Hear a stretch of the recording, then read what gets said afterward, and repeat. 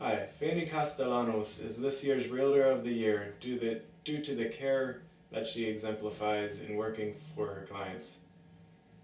She had at least 6 clients who worked with the first-time homebuyer program this year and then bought a home, and then she had several other match savings clients. She's always looking for information that will help her clients, and when she found out about the match savings program, she referred so many clients that we had to have a separate orientation just for them. She came in and translated and did a great job. It's evident that Fanny works hard educating, translating, and smoothing the home purchase process for the clients that she works with, and that's why she's the Realtor of the Year. Congratulations, Fanny. Since I became a Realtor, I have always been looking for ways to help my clients. And this opportunity became reality when, through one of my clients, I learned about Tabor programs and the high quality learning experience from Tabor's client made me to get closer and learn more about how can I help other clients to introduce them to Tabor. Tabor not only open hub and open opportunities to their client, but also help them to become homeowners. In the beginning, I had clients from Tabor. Now I send all my clients to Tabor to get the training. Again, it's a really advantage to get to work with Tabor because the knowledge they provide and the information. So definitely something that I tell my clients you don't want to miss. The excellent program they have over here and the training makes them to realize how important it is to be responsible to purchase their first house. And other thing I want to add, I strongly believe that Tabor hard work help to make the community stronger because not only provide information but also support to their clients. The reason I nominated Joe Kirchner as Landlord of the Year is because he showed a tremendous amount of compassion and understanding for one of my clients, one of my consumers. He was very patient and willing to work with her despite some obstacles that came into her life, and I just was really impressed by his character, and I just felt he was the ideal person to show what a landlord should be and how well they can work with others, especially individuals with special needs.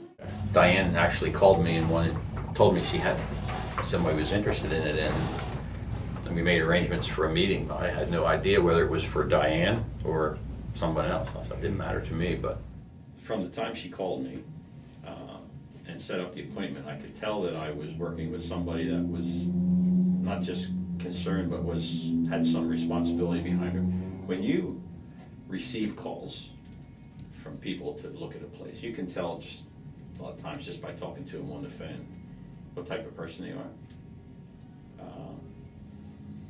She was very professional and upfront and told me where she worked, and then she had somebody she'd like to see the apartment, and I just said fine. I made arrangements to meet her. I didn't know who it was. I didn't know what their problem was. I didn't know what their race was, their gender. It didn't matter. Great opportunities come at you maybe once in your lifetime. Maybe. Simple opportunities come at you every day. When you interface with people, just telling the truth, listening, putting a smile on somebody's face, hearing what they have to say, knowing that they have somebody that cares about them. Those are the things that get smiles out of people, and that's how you interact with people. Small opportunities every day. Don't look for a home run. Just treat people as you would want to be treated and move forward. That's how I do it. When I retired, I figured I'd take that summer off and then possibly get a part-time job. But during that summer, Linda Faunestock, who is a member of the church that I attend, was volunteering at Tabor, and she asked me if I would like to help, and I told her sure. And I've been helping ever since, and I love it. Basically, we do the mass mailings that they have. We also help with the silent auction when they have the banquet. Anything special that they need done, we'll do for them. We have a good time. It's for a very worthy cause. Tabor does a lot of good things for a lot of people, and they need help. They need volunteers. You here? Okay, well, so I'm the TLC Education Coordinator. So what I do is I work on a lot of projects with the kids. The homework club is a big one that we've been working on, having something for the kids to do after school, because success in school was something that was really important to everyone here. And then I do things like coordinate babysitting for like parenting nights, when we have parenting class, or just babysitting nights so the parents have time to run errands and just, chill out and do other things. And then I also work a lot with Tony, just doing different things in the building and trying to find different things to tell people about that are going on in the community for kids. I really enjoyed my year here. At first I wasn't like, I don't know if this is the place for me, but I was definitely very, very happy and blessed to be a part of this for a year. I nominated Maria Quaranta for Client of the Year for Consumer Credit Counseling.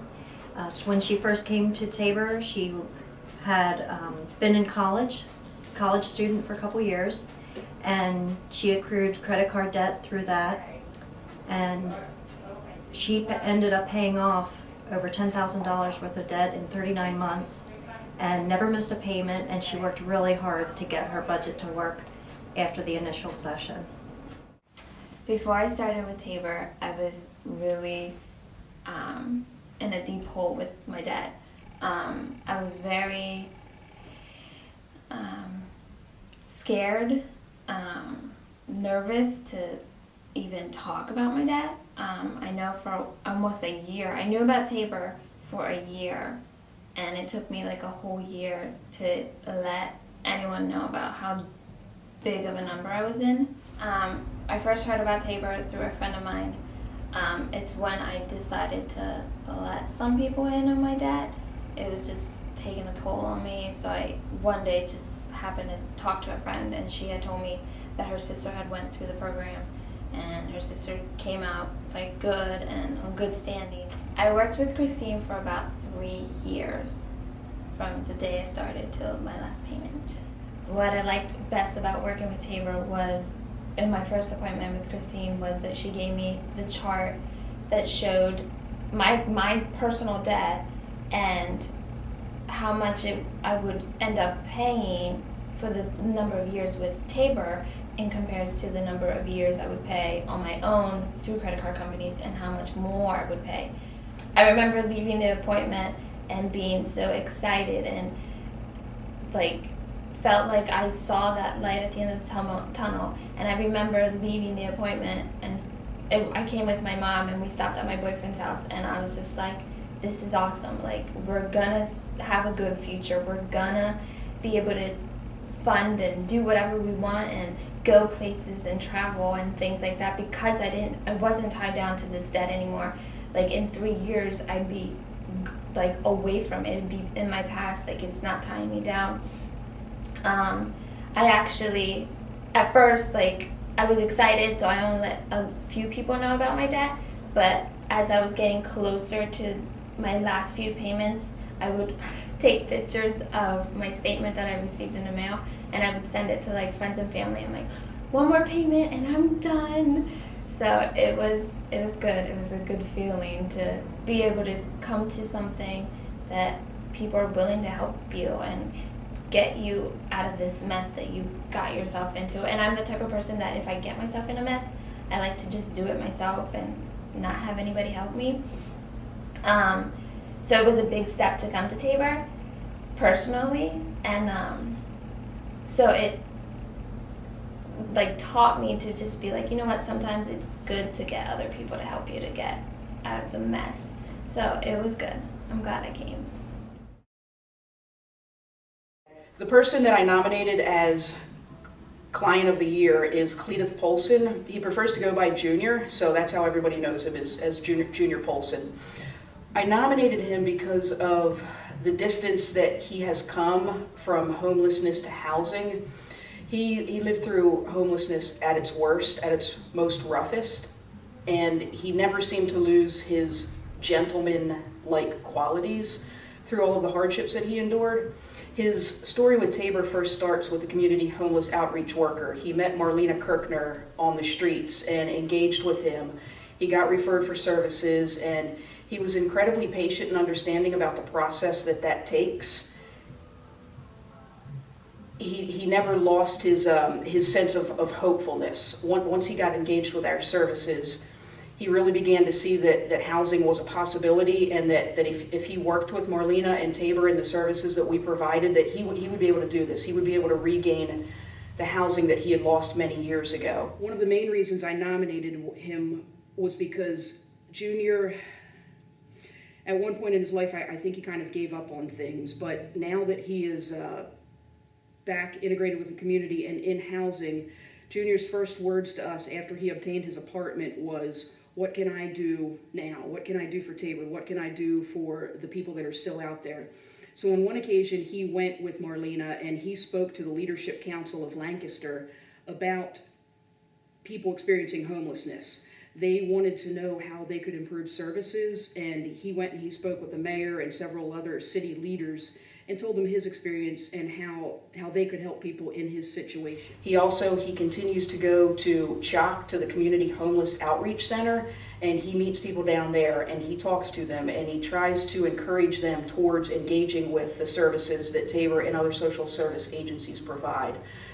He still goes to the St. James breakfasts, and everywhere he goes, he tries to encourage people who are in similar situations to that which he was in to, engage with the services, and he offers them hope. And his story is a great example of that, of where he was and where he came from to where he is now, so that he can, give his life as an example and say, hey, I did it, you can do it too.